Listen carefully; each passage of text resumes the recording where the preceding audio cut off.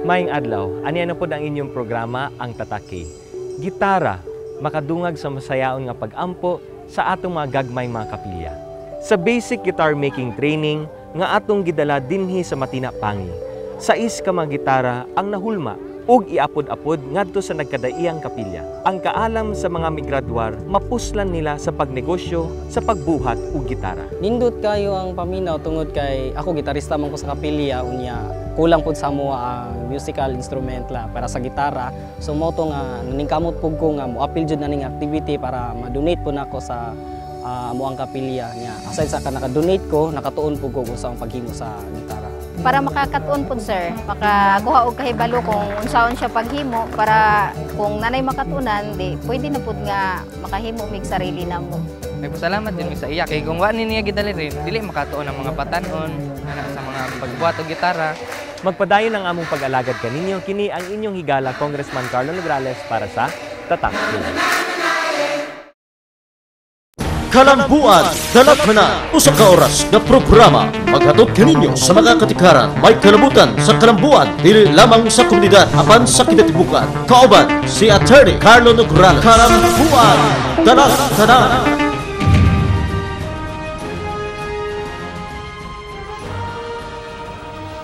Igalamig adlaw, saldi chato inyo makauban sa laing hugna na sab sa tuntulumanon ang Kalambuan Datan o siyempre year 2012 aron sa paghisgot sa mga isyu mga butang lungsod nun nga ikaw kitang tanan adunay kalambigitan. O siyempre akong kapartner Gilbert Bitoy Villazas. Bert? Yes, daghang salamat kaubang salog. Welcome na usab no diri sa programa ang Kalambuan Dalatanan. O siyempre Bert, dili makumpleto ang atong Kalambuan Dalatanan tungod kay kini ang atong bisita kinaham sa Katawan Siyudad sa Davao, pinalangga Congressman Carlo Nograles.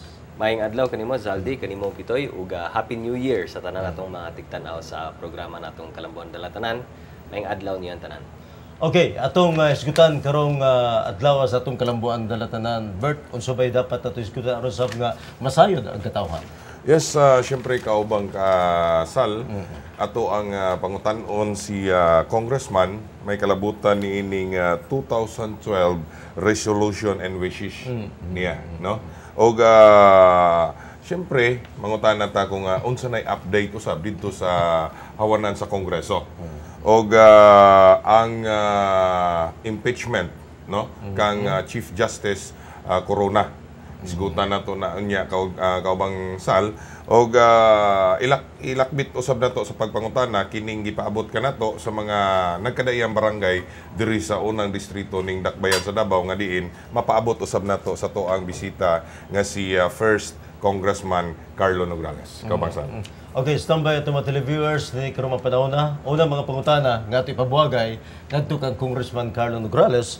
Giyon sa humana ang Pasko o bagong tuig na usab. Giyon sa gusto magkasayod ang katawhan kung giyon sa pagugol ni Congressman Carlo Nograles ang iyang bakasyon panahon sa Pasko, Congressman. Basta Christmas break gani Zal, automatic man diha siyempre ang ato mga Christmas parties kauban ang ato mga kauban nato sa mga barangay. So siyempre automatic man pud ang mga Christmas party sa barangay so naapunta dito. And then so kana gikan sa December hanto December 24 ana ang atong schedule no ato sa mga barangay or na atay gina-sponsoran ng mga Christmas parties. Gawas ana sa December 24 open house na siya mao na ang tradisyon namo diha sa among balay, open house. So kung kinsa may gusto mo sulod dito, sulod niya. Diha sa December 24 kana siya. Then afterwards after December 24 syempre Christmas Eve kauban natong atong pamilya. And then January Eve pod kauban pa natong atong pamilya. But then between December 25, January 1, napay pahabol ang mga Christmas parties po. So, murag ingnana ang among tradition diha sa congressional office o bisan pa man diha sa among balay. Nanay na medyo kabulo na mga tao na ana ginang schedule. So, mo na siya. Daghan pud ang gusto mangutana tungod kay ila magong gingon nga si kanhi Speaker Prosper Boy Nograles naandan sa katawhan ba dinhi pud ba sa Dakbayan sa Davao nagpasko si ang nahitabo this year murag natunga no ang Christmas Eve niya tuwa dito sa Manila kay kauban niya ang bago lang namin yung akong manghod na si Jericho, di ba? So ang yang misis taga Manila man. So dito sila nag-Christmas sa Manila. So sila papa, si mama dito po sila nag-Christmas sa Manila. Then human sa New Year, din po sila sa Davao. So si Coco, yang misis, si Jingay, diri po nag-New Year sa Davao. Pero ako, Christmas and New Year, na ako diri sa Davao City.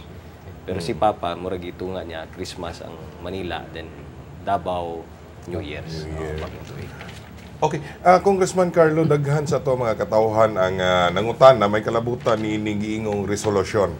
Dili sa kining resolution nga inyo hang gina-file dito sa Congress, kundili kining New Year resolution nimo, Congressman. Unsa bay imo hang New Year Sabay resolution? New Year's resolution nato. Ikaw, unsa ba yung New Year's resolution?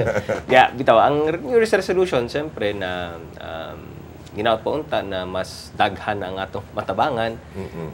Resolution nato na ginaot unta na mas daghan pa ang mga areas ang atong mabisita para magiging mamat kita sa atong mga katawhan.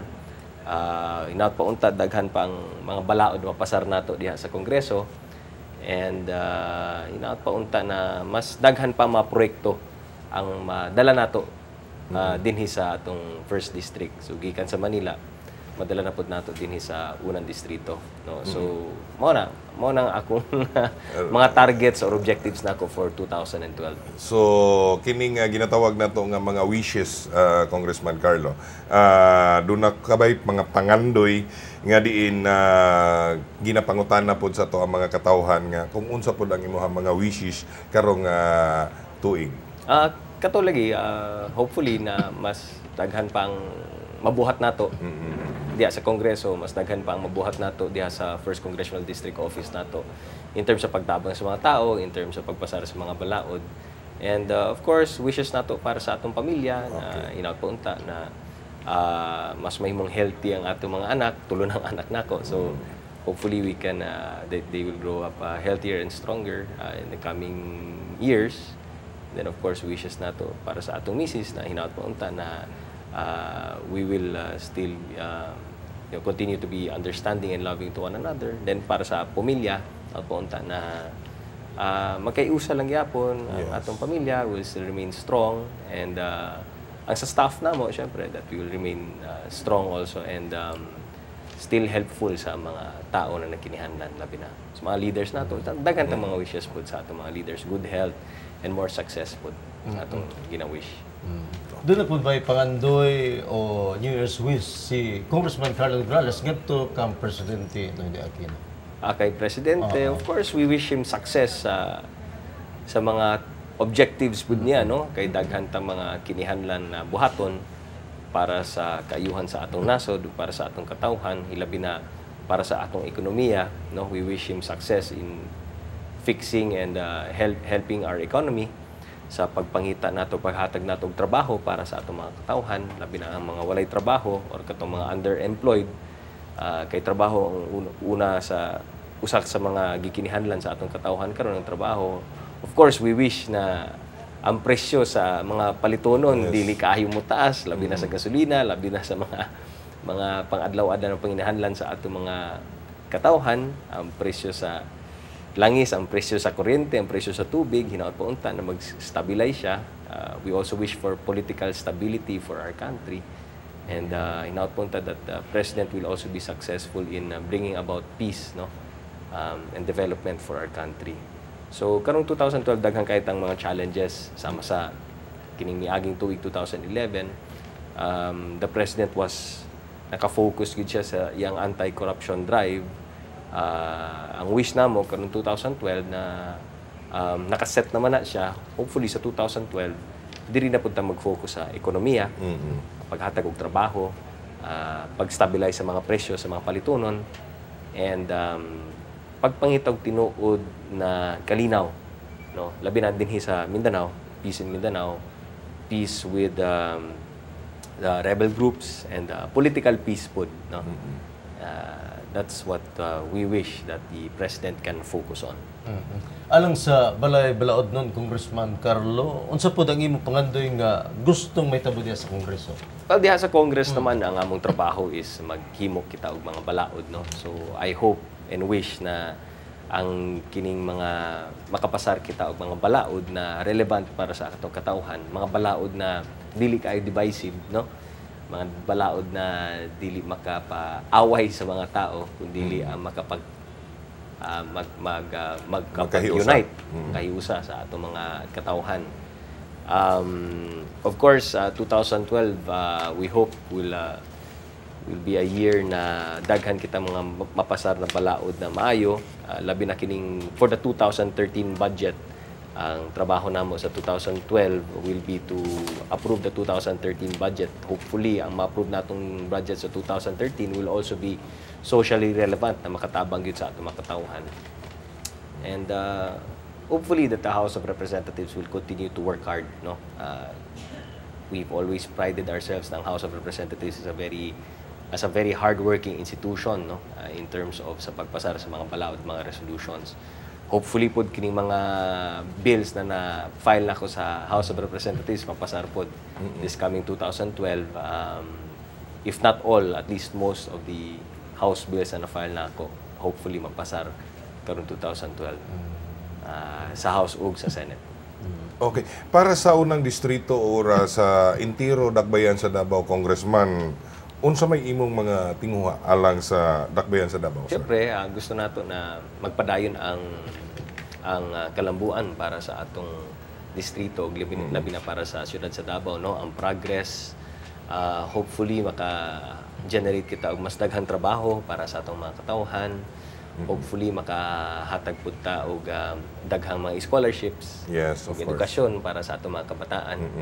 And then hopefully mahimong malusog, maayo ang mga lawas sa atong mga katawhan.